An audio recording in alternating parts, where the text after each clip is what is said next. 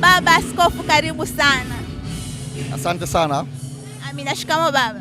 Marhaba, mzima kabisa. Mzima. Labda tukumbuke kwa wengine ambao labda majina yanawachanganya kidogo, tunatamani kusikia jina. Naitwa Askofu Jackson Sostenes Jackson, kwa neema ya Mungu ni askofu wa kanisa la Anglican, ni askofu wa 5 katika dayosisi hii ya Dar es Salaam.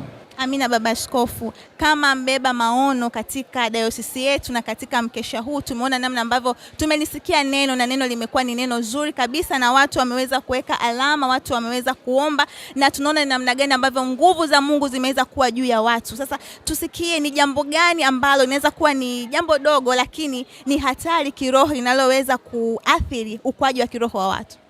Katika moja ya jambo ambalo kama Wakristo katika maisha ya safari hapa duniani ni kuishi maisha ambayo hayana thamani yenye kutimiza kusudi la Mungu katika kuumbwa kwetu. Kwa hiyo katika mada ambayo tumeiangalia na kuomba katika siku ya leo juu ya kuishi maisha yenye kuweka alama, ni tafsiri ya kuishi maisha yenye kumzalia Mungu matunda katika yale makusudi ambayo Mungu alikuumba kwa ajili ya hayo, kwa nafasi ambayo Mungu amekupa, basi tuishi andiko kwamba Mungu ametuweka tupate kuzaa matunda na matunda yetu yapate kukaa. Na alama hiyo isituguse sisi tu, lakini waguse pia na watu wengine ambao wameumbwa na Mungu, ambao Mungu ametupa kuweza kuishi nao katika ulimwengu huu.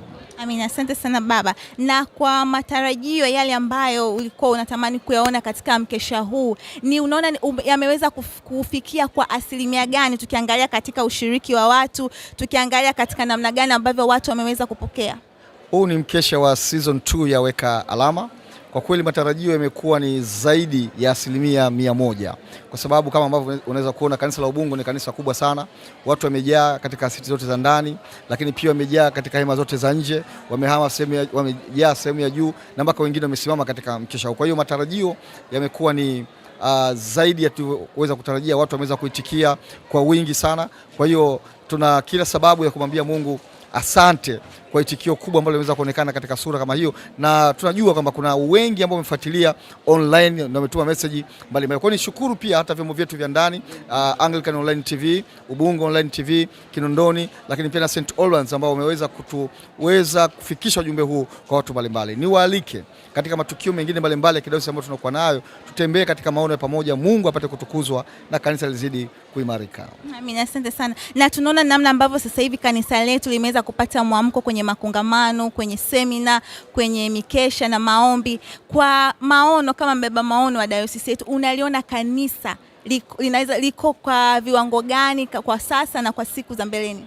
Kimsingi bado halijafika ambapo ningetamani liweze kufika kwa maono ambayo Mungu ameweka ndani yangu, lakini hata hivyo kuna hatua kubwa ambayo imekuwepo, na wengi wanadhani labda masuala ya uamsho katika kanisa labda ni jambo jipya au jambo la Kipentekoste. Kihistoria, tangu Agano la Kale Mungu amekuwa akiliamsha taifa lake la Israeli katika mambo mbalimbali, hasa katika mambo ya kushika kanuni na Torati. Na ndivyo pia hata katika Agano Jipya anapokuja kwa njia ya Pentekoste kwa Roho Mtakatifu, analiamsha kanisa liweze kusimama na kutekeleza utume ambao tumeitiwa, lakini pia katika hali ya kumwishia Mungu katika maisha yenye kumtukuza yeye. Amina. Asante sana. Kama baba, tunajua mahali baba ambako yupo lazima kuna neno lipo. Tunatamani kusikia kama baba yetu, neno gani la kutuacha nasi kama watoto wako kwa mwaka huu 2026? Kwanza tunamshukuru Mungu aliyetulinda na kutuvusha salama katika mwaka wa 2025.